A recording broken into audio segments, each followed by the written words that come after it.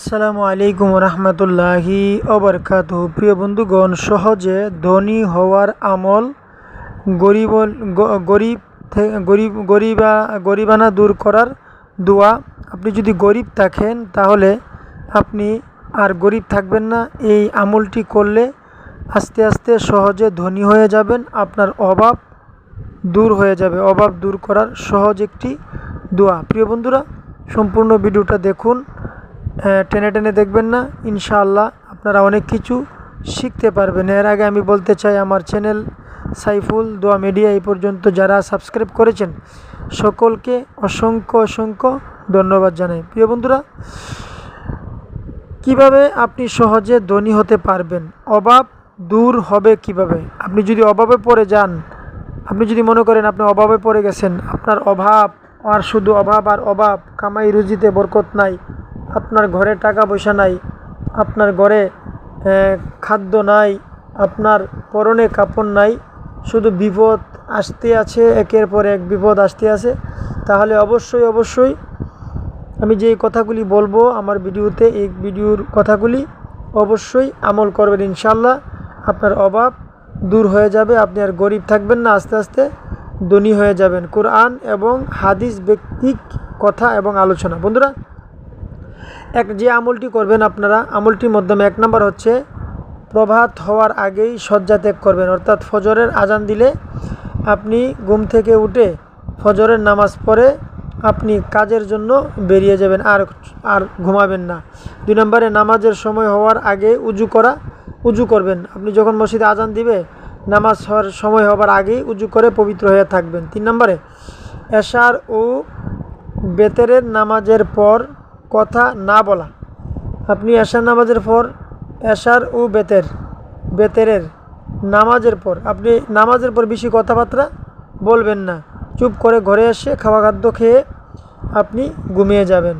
4 নম্বর হচ্ছে আজানের পূর্বে মসজিদে উপস্থিত হওয়া। আপনি যদি সবসময় আজানের আগেই মসজিদের মধ্যে উপস্থিত হয়ে যান, ইনশাআল্লাহ আস্তে আস্তে আপনার গরিবি দূর হয়ে যাবে, আপনি আস্তে আস্তে ধনী হয়ে যাবেন। বন্ধুরা, হাদিস শরীফের মধ্যে আরও আছে কিভাবে সহজে ধনী হতে পারবেন। বন্ধুরা, কোরআন হাদিস তাজিম করা। আপনি কোরআন শরীফকে যদি তাজিম করেন, ইনশাআল্লাহ অর্থাৎ ভালোবাসেন, তাজিম করেন, কোরআনকে মহব্বত করেন, তাহলে কোরআনকে সম্মান করেন, তাহলে আপনি দিনে দিনে ধনী হবেন ইনশাআল্লাহ। আল্লাহকে অন্তরের সহিত বই করা, তাকুল্লাহা ওয়াত্তাকুল্লাহা, আল্লাহকে বই করা অন্তরের সহিত, আপনি মনে মনে আল্লাহকে বই করবেন। জামাতের সাথে নামাজ আদায় করা। আপনি জামাতের সাথে নামাজ আদায় করবেন। আল্লাহ তাআলার ইবাদতে মশগুল থাকা, আপনি সবসময় ইবাদত বন্দিগি করবেন। এবং স্ত্রী পুত্র পরিজনকে ইবাদতের জন্য তাগিদ দেওয়া। সবাইকে, ছেলে সন্তান, মেয়ে, স্ত্রী যারা আছে সংসারে, সবাইকে নামাজের জন্য তাগিদ দিবেন। প্রিয় বন্ধুগণ, বৃহস্পতিবার রাতে আল্লাহর নিকট প্রার্থনা করা। অর্থাৎ বৃহস্পতিবার রাতে জিকির আজকার করে আপনি আল্লাহর দরবারে দোয়া চাইবেন, আল্লাহ ইনশাল্লাহ দোয়া কবুল করবে। শবে বরাতের রাত্রে আল্লাহর নিকট রিজিকের জন্য প্রার্থনা করা, ইবাদত বন্দিগি করা, রিজিকের জন্য দোয়া করা। আশুরার দিন নিজ পরিবারবর্গকে ও ফকির মিসকিনকে তৃপ্তি সহকারে খাওয়ানো। আপন পরিবার বর্গের সাথে সদ্ব্যবহার করা। প্রিয় বন্ধুগণ, এগুলি অত্যন্ত গুরুত্বপূর্ণ আমল। এই আমলগুলি অবশ্যই অবশ্যই আপনারা আমলগুলি সঠিকভাবে করবেন। প্রিয় বন্ধুরা, এরপরে হচ্ছে সাধ্য অনুসারে দান খয়রাত করা। আপনি দান খয়রাত করবেন, আপনি সবসময় দান করার অভ্যাস করবেন। পিতামাতার সাথে সদ্ব্যবহার করবেন, পিতামাতার সাথে সৎ ব্যবহার করবেন। হক কথা বলা, হককে গোপন না রাখা, আপনি হক কথা বলবেন। এরপরে আছে আপনার লোভ ত্যাগ করা। আপনি কোনোদিন কোনো কিছুর জন্য লোভ করতে পারবেন না। আপনার সামনে যা কিছু আছে তা থেকে আপনি লোভ পরিহার করবেন। কোনো কিছু দেখে আপনি লোভ করবেন না। আপনার যদি ভাগ্য ভালো হতো, আল্লাহ পাক আপনার প্রতি রাজি খুশি থাকতো, তাহলে এই জিনিসটা অবশ্যই আল্লাহ আপনাকে দান করতেন। প্রিয় বন্ধুরা, আল্লাহর নিয়ামত প্রাপ্তির পর শুকর আদায় করা, আল্লাহ পাক আপনাকে যা দিছে তা পেয়ে আপনি শুকর আদায় করবেন। নেক কাজ করা, আপনি শুধু নেক কাজ করবেন, পাপ কাজ করবেন না, অন্যায় অপরাধ করবেন না। ঘরের শিরকা রাখা এবং চাস্তের নামাজ পড়া, আপনি সবসময় চাস্তের নামাজ পড়বেন। চাস্তের নামাজ প্রত্যেক চাঁদের 13, 14 ও 15 তারিখে রোজা রাখা, যদি আপনি পারেন তাহলে রোজা রাখবেন।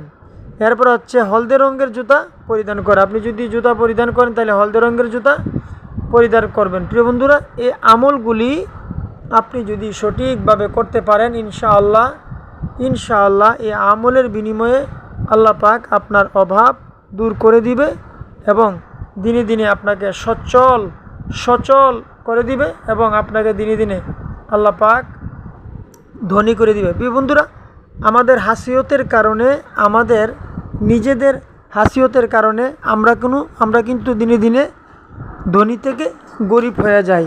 তাহলে আমরা আমাদের হাসিয়তগুলি পরিবর্তন করতে হবে। আমাদের যেই হাসিয়ত আছে, খারাপ নজর, ওগুলি ত্যাগ করতে হবে।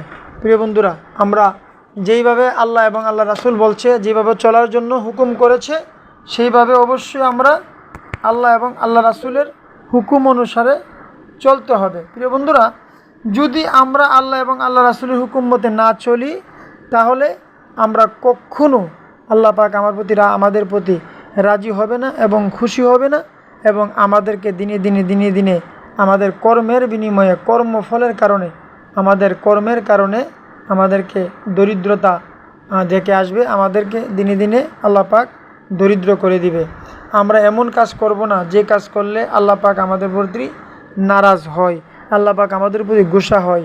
আমরা সব সময় রাসূল পাক সাল্লাল্লাহু আলাইহি সাল্লামের প্রতি দুরূদ শরীফ পড়ব এবং আমরা পবিত্রতা অবলম্বন করব, মিথ্যা কথা বলবো না, আমরা সুদ ঘুষ থেকে আমরা বেঁচে থাকার চেষ্টা করব। প্রিয় বন্ধুগণ, এইগুলি যদি, হারাম কাজগুলো যদি আমরা ছেড়ে দেই ইনশাআল্লাহ, আর আমি ভিডিওতে যা কিছু বললাম সেইগুলি যদি আমরা আমল করি ইনশাআল্লাহ, আল্লাহ পাক আমাদেরকে সহজে ধনী করে দিবে, অভাব দূর করে দিবে। আলহামদুলিল্লাহ।